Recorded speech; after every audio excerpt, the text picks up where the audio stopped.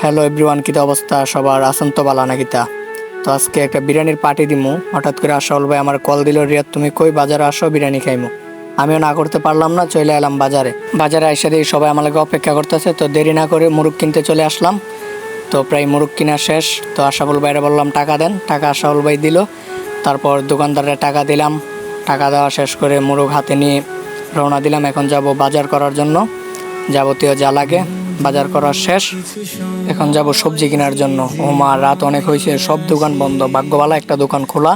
এই দোকান থেকে সবজি যা যা লাগে নিলাম। সবজি কেনার শেষ, এখন যাইতেছি আমরা আমাদের গন্তব্যস্থানে। তো আমি দেখতেছি আমার চেহারাটা ঠিক আছে কিনা। তো এখন যাইতে হবে মুরগ কাটার জন্য। তো মুরগ আমার কাটতে হইব, আমি ছোটোখাটো রাঁধুনি, তাই রেডি হয়ে গেলাম মুরগ কাটার জন্য। শুরু করলাম মুরগ কাটা। তো মুরগ কাটতে কাটতে একটা গান বাজাইছিল আসলে, জাস্ট ওয়াও গানটা শুনতে শুনতে মুরগ কাটা শুরু করলাম। আশাউল ভাইরে বললাম, ভাই ক্যামেরাটা ধরেন, হালকা একটা ভিডিও হোক, মুরগটা যে কাটতেছি সবাইরে দেখাই মুরগ কাটাটা। তো আশাউল ভাই ভিডিও ধরলো। তো আর কি, এখন টুকরা টুকরা করতেছি, কারণ বিরিয়ানির পার্টি হইব। টুকরা টুকরা প্রায় করা শেষ। তো দেখেন আশাউল ভাই কইতাছে বিয়ার পর বউরে মুরগ কাটতে দিও। আমি কিছু পরেরটা পরে দেখা যাইব। এখন চলে আসলাম কড়াই ব্যবস্থা করার জন্য। এদিকে দেখি আমার ইমরান চাচা পেঁয়াজ রসুন এগুলার কাজ করতেছে। আশাউল ভাই ও মিজান ভাই বসে রয়েছে, দেখেন কিভাবে কাজ করতেছে। তারপর আমি চলে আসলাম রান্না করার জন্য, একটা গাঁথা করা লাগবো। তো গাঁথা করা শুরু করলাম, প্রায় গাঁথা করা শেষ। তারপর আমি আবার দেখলাম আমার চেহারাটা ঠিক আছে কিনা, দেখলাম ঠিক আছে। ওইদিকে আইসা দেখি আবার ইমরান চাচা শশা মানে যাবতীয় সালাদগুলো কাটতেছে, মিজান ভাই চাইল দিতেছে। তারপর আবার চলে আসলাম চুলার মধ্যে, আগুন ধরাতে হবে। আগুন ধরে না, ও মা কি কষ্ট করে, যাক আগুন ধরাইলাম। আগুন ধরানো শেষ করে মনে করেন কড়াইটা বয়াই দিলাম। তারপর কড়াইটার মধ্যে তেল পেঁয়াজ টেয়াজ যা কিছু দেওয়ার দিলাম। এ হলো আমাদের মশলা। তো কড়াইয়ের মধ্যে সব কিছু দেওয়া হয়ে গেল। তারপর বালা করে নাড়া দিতেছি, কারণ নাড়া যদি না দেয় তাহলে নিচে লাগিয়ে যাইব। তো দেওয়া প্রায় শেষ।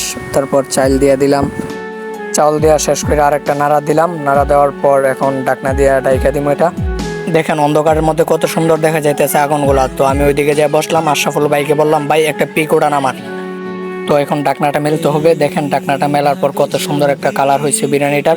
খাইতে জানি কি স্বাদ লাগে ওইটা আল্লাহই জানে। স্বাদ লাগতে হবে, কারণ আমার হাতের রান্না। ও মায়ের দিকে দিয়ে মিজান ভাই হাতে নিয়ে একটু একটু খাইতেছে। তো রহমত ভাইরে বললাম, তুমি খাও না কে? তো বললো খাইবো না। তো আমি একটু হাতে নিলাম, নেওয়ার পর আমিও দেখি একটু স্বাদটা কিরকম হলো। তো আমি মুখের মধ্যে দিলাম, স্বাদটা অনেক সেই কি বলবো। তারপর খাওয়ার জন্য রেডি। সালাদ নিয়ে খালি প্লেট নিয়ে বসে রয়েছি সবাই।